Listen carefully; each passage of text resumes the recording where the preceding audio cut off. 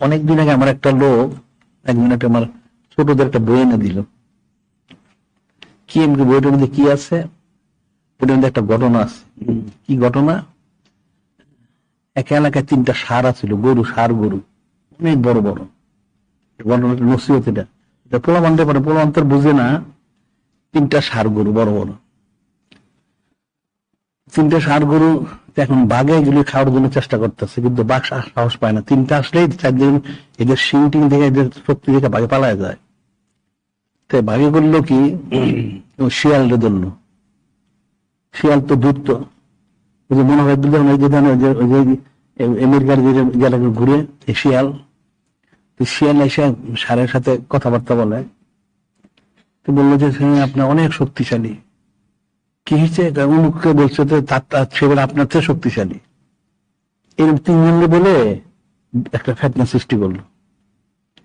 শেষ থেকে ঠিক আছে, পরীক্ষা করেন কি শক্তিশালী। তো 2টা সাল ইয়ে করলো, একটা স্বাভাবিক কাহিল হয়ে গেল, গোষ্ঠ করে হয়ে গেল। 2টা আলাদা হলে একটা হলো, পরে ওইটা এসে বাঘে ওটা নিয়ে শিয়াল মিলা বাঘের খাই ফেললো।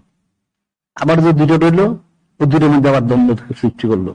আবার 2টা মারামারি, একটা দুর্বল হয়ে গেল, তখন ওইটাকে বাঘে খাইলো।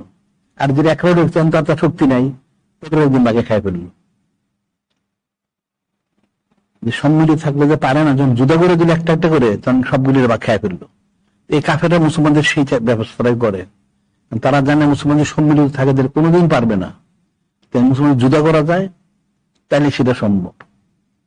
তাই আমি দেখলাম যে আসলে একটা বড় নসিহত একটা, যে আল্লাহ বুঝে বললেন, তোমরা সম্মিলিত ভাবে রজ্জু ধরো, নূরে মুজাসসাম হাবিবুল্লাহ হুজুর পাক সাল্লাল্লাহু আলাইহি ওয়াসাল্লাম তোমাকে ধারণ করো, আলাদা হয়েও না। আলাদা হলে কাফেররা তোমাদেরকে ক্ষতি করে। এখন তো সেটাই হচ্ছে। মুসলমান সম্মিলিত থাকতো, তারা করতে পারতো না। কিন্তু মুসলমান তো এক না, মুসলমানদেরকে এক করতে হবে, এটা বুঝাইতে হবে। এখন আমাদের আঞ্জুমান যারা আছে করা হোক, অন্য যারা সবাইকে বলো। তারপরে আমি বলছি সারা পৃথিবীর যত মুসলমান দেশ আছে সব জায়গায় অনেক চিঠি দেওয়া হয়েছে, আমি আরো চিঠি দেওয়ার জন্য, যে প্রত্যেক দেশের জন্য তারা নিজেরা স্বয়ংসম্পূর্ণ হয়। তাহলে আর কাফের দিয়ে রুজু হইতে হবে না। কারণ কাফেররা কায়দা করে মুসলমানদের থেকে সরাই দেয়। যেমন যেটা বলি, যেমন শামসি ক্যালেন্ডার, এরা গ্রেগরিয়ান ক্যালেন্ডার দিছে। তুমি ইচ্ছা অনিচ্ছা কাফের দিকে রুজু হও, ওই সময়টা দেখো। মুসলমানের ক্যালেন্ডার নাই, কারণ আমাদের শামসি যখন হয়েছে, ফিজি ক্যালেন্ডার তো আছেই, তো এটা জারি করা উচিত। এটা গ্রেগরিয়ান ক্যালেন্ডার দরকার নেই, তাহলে কাফের দিকে কেন রুজু হও? তারপরে যেমন যে এদের জিএমটি, যেটা ওদিকে রুজু করে রাখছে, এটা যখন কেএমটি করছে, এটা কিন্তু আমরা অনেক বছর আগে আমরা প্রথম বলছিলাম, সৌদি আরব আমরা চিঠি দিচ্ছিলাম যে তোমাদের টাকা পয়সা আছে, তাহলে তোমরা কাবা শরীফ কেএমটি বা এমএমটি যেটি হোক, কাবা শরীফ বা মক্কা মেন টাইম একটা করো, একটা গড়ি তৈরি করে সারা পৃথিবী চালো। তো আমরা চিঠি দেওয়ার পরে তারা উল্টো চিঠি দিলে বললো যে এটা অনেক টাকা লাগবে, হাজার হাজার কোটি টাকা, এটা করা সম্ভব না। আচ্ছা ঠিক আছে। আরো কয়েক জায়গায় আমরা দিলাম, যে কুয়েত বা কাতারের কতগুলি একটা সংস্থা ছিল সায়েন্টিস্টদের, তারা এটা গ্রহণ করলো। আচ্ছা ঠিক আছে। এরা গিয়ে আবার তার সাথে আলোচনা করলো, করে তাদের পরামর্শ দিয়ে তারা রাজি হলো।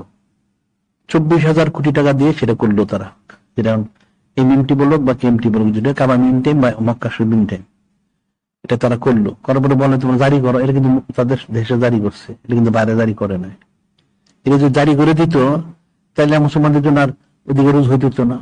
আর মক্কা শরীফ আর মদিনা শরীফের মধ্যে সময় কোনো পার্থক্য না, 0.44 সেকেন্ড। আমাদের দেশ থেকে 3 ঘন্টা।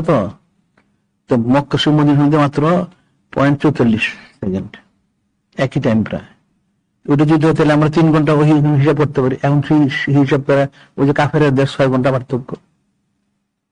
ইচ্ছা অনিচ্ছা তুমি কাফের দিকে রুজু হইতেছ, ওর ইচ্ছা অনিচ্ছা তুমি কাফের দিকে ক্যালেন্ডার রুজু হইতেছ। তারা তো এইটাই চায়, কিন্তু অনেক সূক্ষ্ম বিষয়। কাফেররা সূক্ষ্ম মুসলমানদের ইমানটা নষ্ট করে, তারা ঘুরে দেয়।